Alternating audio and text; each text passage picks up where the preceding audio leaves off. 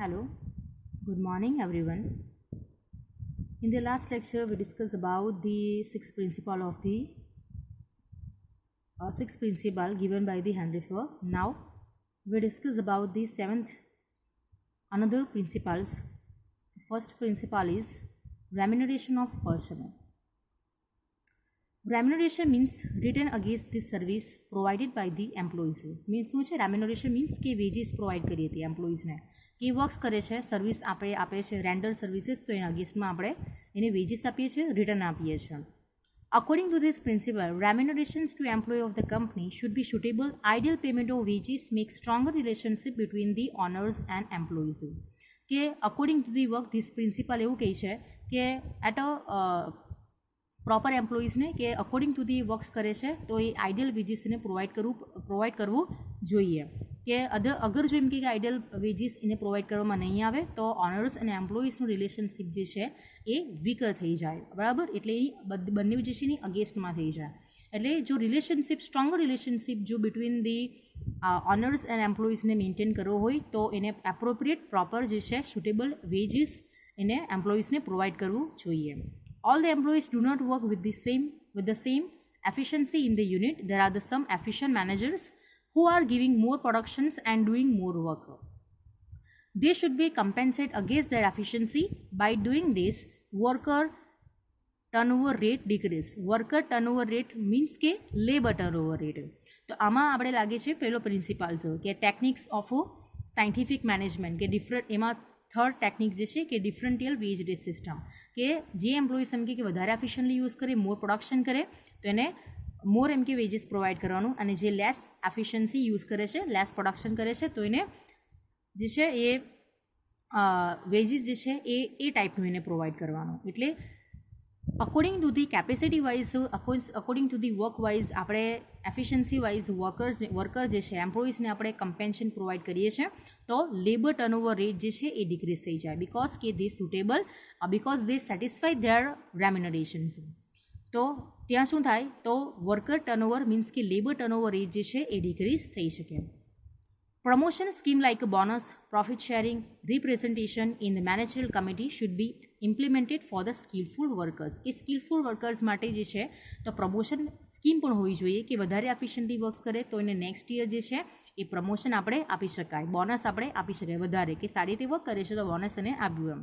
Profit sharing બી partnership પણ બનાવી શકાય પાર્ટનર બનાવી શકાય એન્ડ મેનેજર કમિટીમાં એને એક પ્રોપર પ્લેસ પણ એને આપી શકાય એ સ્કિલફુલ વર્કર્સ માટે. તો આ બધા જે પ્રમોશન સ્કીમ જે છે એ પણ આપણે ઇમ્પ્લિમેન્ટેશનમાં મૂકવું જોઈએ કે સ્કિલફુલ એમ્પ્લોઈઝ માટે આ બધી પણ જે છે એ સ્કીમ એ અવેલેબલ છે તો એ લોકો પ્રોપર એમ વર્ક્સ કરે.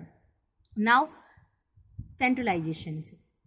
There must be clarity that to which extent centralization or decentralization be done to make a successful management infrastructure. કે જો એમ કે સક્સેસફુલ મેનેજમેન્ટ ઇન્ફ્રાસ્ટ્રક્ચર કરવું હોય તો ડિસાઇડ કરવું જોઈએ કે ત્યાં એમ કે ક્લેરિટી હોવી જોઈએ એમ કે સેન્ટ્રલાઇઝેશન્સ આપણે અડોપ્ટ કરવું જોઈએ કે ડિસેન્ટ્રલાઇઝેશન અડોપ્ટ કરવું જોઈએ બરાબર.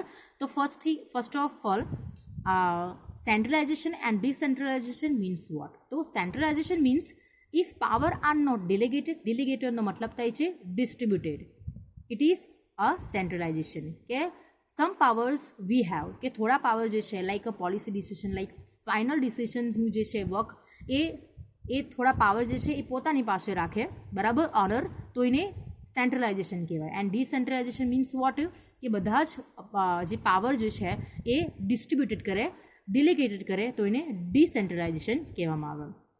એટલે ડિસેન્ટ્રલાઇઝેશન મીન્સ કે સમ પાવર જે છે પોલિસી ડિસિઝન્સનો લાઈક ફાઇનલ ડિસિઝન એમ કે લેવાનું કામ જે છે એટલે કે સમ પાવર કે ફાઇનલ ડિસિઝન પોતે લેવાનો બીજા બધા પાવર જે છે આપણે ડેલિગેટ કરીએ ડિસ્ટ્રીબ્યુટ કરીએ એટલે અમુક પાવર જે છે આપણી પાસે રાખીએ તો એને શું કહેવાય centralization. It make best use of employ strength. Principle of centralization should be adopted. Centralization has low success ratio in giant size unit.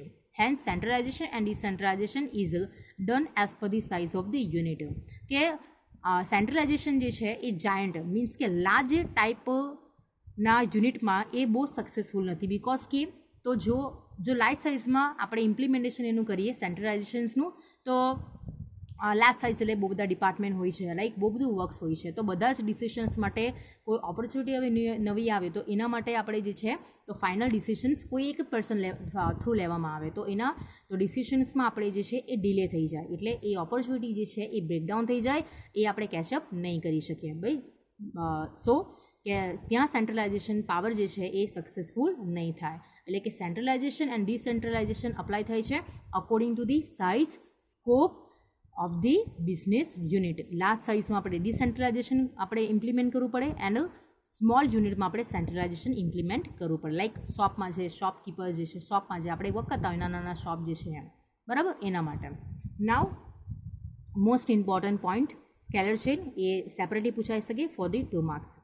This principle emphasize on creating the chain from top level management to bottom level employees.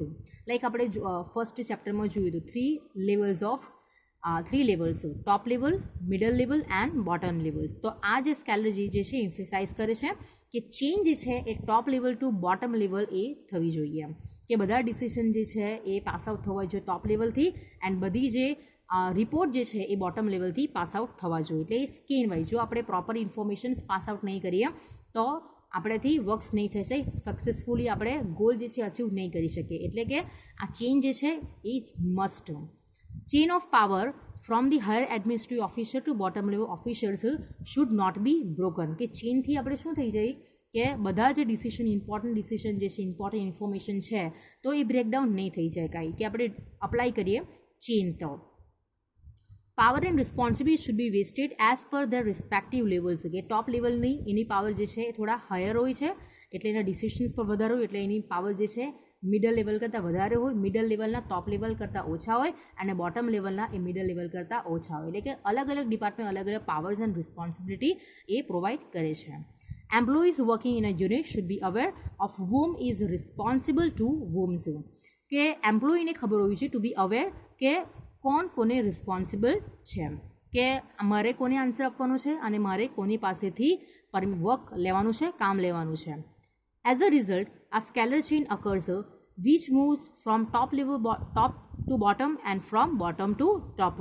કે અને આ scalar ચેનની move જાય છે top to bottom and from bottom to, like આવી રીતે કે responsibility pass out થાય છે ટોપ લેવલ મિડલ લેવલની કહી છે, મિડલ લેવલ બોટમ લેવલની કહી છે અને બોટમ લેવલ જે છે એ વર્કર્સની કહી છે. એટલે રિસ્પોન્સિબિલિટી મીન્સ કે વર્ક ડિસ્ટ્રીબ્યુટ થાય છે. ટોપ લેવલ મિડલ લેવલને આપે છે, મિડલ લેવલ બોટમ લેવલને આપે છે એન્ડ બોટમ લેવલ વર્કર્સને આપે છે. બરાબર, કે આ જે ચેન વાઇઝ એમ્પ્લોઈ જે છે કોને રિસ્પોન્સિબલ ખબર પડે કે વર્કર્સ જે છે એ બોટમ લેવલ જે છે વર્કર્સને કામ આપે છે, એટલે એનો રિપોર્ટ જે છે વર્કર્સે બોટમ લેવલને આપવાનો. મિડલ લેવલ બોટમ લેવલ્સને વર્ક્સ આપે છે તો બોટમ લેવલ એનો રિપોર્ટ જે છે મિડલ લેવલને આપવાનો. એટલે કે આન્સરેબલ જે છે એ મિડલ લેવલને થઈ જશે. દેન ટોપ લેવલ જે છે મિડલ લેવલને વર્ક્સ આપશે એટલે એનો રિપોર્ટ જે છે એને ટોપ લેવલ આપવાનો છે. એટલે કે આમાં આ પ્રિન્સિપાલ જે છે એમાં ડિસાઇડ થવું જોઈએ કે પ્રિન્સિપાલ ડિસાઇડ થવું જોઈએ કે who is responsible two whom. Like એવું છે કે આન્સરેબિલિટી મીન્સ કે આન્સર કોને આપવાનો છે, તો વર્કર જે છે બોટમ લેવલને આપશે, બોટમ લેવલ મેનેજર એ મિડલ લેવલને આપશે, મિડલ લેવલ જે ટોપ લેવલને આપશે. એટલે કે સ્કેલર ચેન જો આપણે કંઈ પણ ઇન્ફોર્મેશન પાસ આઉટ કરવી હોય તો top to bottom and bottom to top આપણે પાસ આઉટ કરી શકીએ તો જ આપણી બિઝનેસ જે છે સક્સેસફુલ બનાવી શકાય scalar chain wise. Understood? Now order. This principle emphasize on 2 parameters. First એક તો 2 પેરામીટર્સ પર એ એમ્ફેસાઇઝ કરે છે. First of all raw material management and social arrangement. Social arrangement means કે સ્ટાફ અને એમ્પ્લોઈઝની રિક્વાયરમેન્ટ એની અરેન્જમેન્ટ કરવી તે ફોર ધ પર્ટિક્યુલર ડિપાર્ટમેન્ટમાં કે ક્યાં એમ કે લેક ઓફ છે તો આપણે એની અરેન્જ કરવાની છે.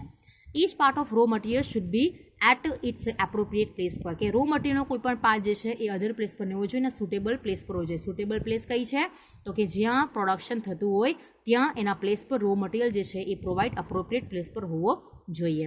Likewise skilful employee should be placed at a right place. Arrangement should be done for recruitment of a suitable employees in a suitable place.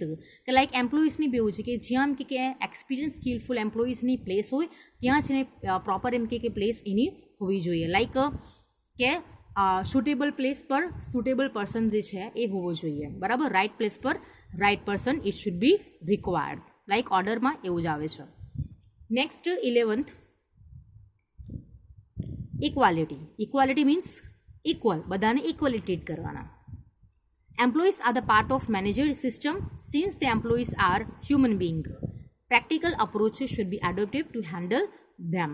કે એમ્પ્લોયી જે છે એક મેનેજમેન્ટનો પાર્ટ જે છે, લાઇક લેડ છે, મેનેજરલ સિસ્ટમમાં આવે છે કે લેડ આવે છે, બિલ્ડિંગ્સ આવે છે, બરાબર, રો મટીરિયલ આવે છે. તો એ લિવિંગ બિંગ નથી, એ હ્યુમન બિંગ નથી. બટ એ હ્યુમન બિંગમાં કે આપણે એને પ્રેક્ટિકલી બિહેવિયર નહીં કહી શકીએ. જો આપણે એમ્પ્લોઈઝ પાસેથી કામ લેવું હોય તો એને પ્રેક્ટિકલી આપણે એને ટ્રીટ કરવા પડે, બરાબર, વેલ બિહેવ કરવું પડે. Supervisor should behave appropriately and uniformly while taking work from them. કે જ્યારે એની પાસે આપણે કામ લેવું હોય તો આપણે એને પ્રોપર એમ કે વેલ બિહેવ કરવા પડે, કે વિધાઉટ એમ કે ડિસ્ક્રિમિનેશન સાથે એની સાથે સારી બિહેવ કરે તો જ આપણે કામ લઈ શકીએ. લાઈક મેનેજમેન્ટ આપણે જોયું છે ને કે મેનેજમેન્ટ ડેફિનેશન શું કહે છે કે મેનેજમેન્ટ શું છે? તો management is the art of gating things done through others. કે આપણે માણસો પાસેથી કેવી રીતે કામ લેવાનું છે તો એને મેનેજમેન્ટ કહેવાય. એટલે આમાં વેલ બિંગ ટ્રીટ કરવા પડે, કે કામ પૂરતું કામ નહીં, બટ એમને સારા રિલેશન્સ આપણે મેન્ટેન કરવા પડે તો જ આપણે જે છે એ રાઇટ પ્લેસ પર ટાઈમ ટુ ટાઈમ આપણે વર્ક્સ જે છે કમ્પ્લીટ કરી આપે. Effort should be made to establish equality in unit by the informal way instead of legal means formal or traditional way. Behavior of employees is based on faithfulness, attitudes, uniformity and justice. કે આપણે જો એમ કે એના એફર્ટ્સને જો use કરવું હોય, proper આપણે વેમાં લઈ જવું હોય તો આપણે ઇનફોર્મલ વેનો યુઝ કરવું જોઈએ instead of formal or traditional way. કે ટ્રેડિશનલ વેમાં આપણે શું હતું કે કામ પૂરતું કામ, કે આ તો મારી હાથ નીચે કામ કરતો છે એટલે હું એને કંઈ પણ ઓર્ડર આપી દઈશ તો એ મારું કામ કરશે. બટ એનું કામ તો કરશે પણ એ વધારે એફિશિયન્ટલી વર્ક્સ નહીં કરશે, એટલે કે કામ કરવા પૂરતું કરી લેશે. બટ એવું નહીં કે આપણે એના ફ્રેન્ડ માનીએ, એની સાથે વેલ બિહેવ કરીએ, વિધાઉટ ડિસ્ક્રિમિનેશન, પાર્સાલિટી નહીં કરીએ, ઇક્વલ ટ્રીટ કરીએ એમ્પ્લોઈઝને, કે ઇક્વલ ટ્રીટ કરીએ એમ્પ્લોઈઝને તો એ સારા વેમાં, આપણે ઇન્ફોર્મલ વેમાં ટ્રીટ કરીએ તો એનું સારું એવું આપણે જે છે એમ્પ્લોઈઝને વિન કરી શકીએ. કે એવું કહેવાય છે કે એમ્પ્લોઈઝને આપણે વર્ક આર જે છે એ આપણે આપણા હોય, બટ એની ઓનેસ્ટીને વિન કરવા પડે, એના જે ટ્રસ્ટ જે છે એને આપણે વિન કરવો પડે. સો એની સાથે વેલ બિહેવ કરીને, ઇક્વલ ટ્રીટ કરીને આપણે એનો ટ્રસ્ટ જે છે એ વિન થઈ શકે. તો જ એ લાઈક ઇક્વાલિટી, આપણે બધામાં પાર્શિયાલિટી નહીં કરવી જોઈએ, ઇક્વલી એને ટ્રીટ કરવું જોઈએ. Understood? Now stability of personnel tenures. Permanent and stable employees are assets of any business units. We know that કે permanent and stable કે સ્કિલફુલ, એક્સપિરિયન્સ એમ કે ઘણા સુધી વર્ષો સુધી કામ કરતા માણસો જે છે એ બિઝનેસની એક વેલ્યુબલ અસેટ ગણાય. An employee can develop himself by the remaining into one unit and contributing in the achievements of the goal of a business unit. કે આનાથી શું થઈ શકે કે એમ્પ્લોયી જે છે તો એકને એક યુનિટમાં વર્ક્સ કરીને તો એ પોતાની જે હિમસેલ્ફને ડેવલપ કરી શકે એન્ડ કે બિઝનેસના ગોલ્સમાં એ અચીવ કરવા માટે વધારે પડતું કન્ટ્રીબ્યુશન, વધારે પડતો એ કી રોલ જે છે એ પ્લે કરી શકે. કેમ કે બિકોઝ કે એને એ વર્ક્સમાં જે છે એ એક્સપિરિયન્સ જે છે એ સ્કિલ છે. As the employee remains four long time in any unit, his knowledge of system result into the more productivity and also decrease labor turnover rate. કે એક જ યુનિટમાં એને વધારે પડતું એમ કે રિમેન લોંગ ટાઈમ સુધી રહે તો એ સ્કિલ થઈ જાય, એને એક્સપિરિયન્સ થઈ જાય એ વર્ક્સમાં, એટલે એની જે નોલેજ સિસ્ટમ જે છે એ ડે બાય ડે ઇન્ક્રીઝ થઈ જાય. એને પ્રોપર ટ્રેનિંગ પ્રોવાઈડ કરવામાં આવે તો એની જે છે એને એ પોતાની હિમસેલ્ફને પણ ડેવલપ કરી શકે અને એની પ્રોડક્ટિવિટી જે છે ડે બાય ડે ઇન્ક્રીઝ કરી શકે એન્ડ એ પોતાની જોબ જે છે એ સેટિસ્ફાઈડ, એટલે કે for the works A satisfied feel કરી શકે, રેમ્યુનેશન પ્રોવાઈડ પ્રોપર મળે તો એની જોબ જે છે સિક્યોર સમજે, સેટિસ્ફેક્શન મળે તો લેબર ટર્નઓવર રેટ જે છે એ ડિક્રીઝ થાય એન્ડ જે સ્કિલફુલ એમ્પ્લોઈઝ જે છે એ કંપનીમાં જ રહી છે, બરાબર, ઇન ટ્રાન્સફર નહીં થઈ જાય. There should be an arrangement for promotion, training etcetera for the permanent employees. કે આપણે એમ્પ્લોઈઝને કે ટેક કેર માટે એને પિરિયોડિકલી ટ્રેનિંગ પણ આપવું જોઈએ એન્ડ એમ્પ્લોયી જે છે એને પ્રમોશનની સ્કીમ પણ આપણે પ્રોવાઈડ કરવી જોઈએ, કે બોનસ પણ આપવું જોઈએ, આપણે એની રાઇટ પ્લેસ આપણે પ્રોવાઈડ કરવી જોઈએ, તો એને શું કે વધારે એફિશિયન્ટલી એ વર્ક્સ કામ કરી શકે. એન્ડ મેનેજમેન્ટ કમિટીમાં એને પોતાના પોઈન્ટ ઓફ વ્યૂ બોલવાનો પણ ચાન્સીસ આપવો જોઈએ. Understood? Any queries then ask me. Okay, thank you.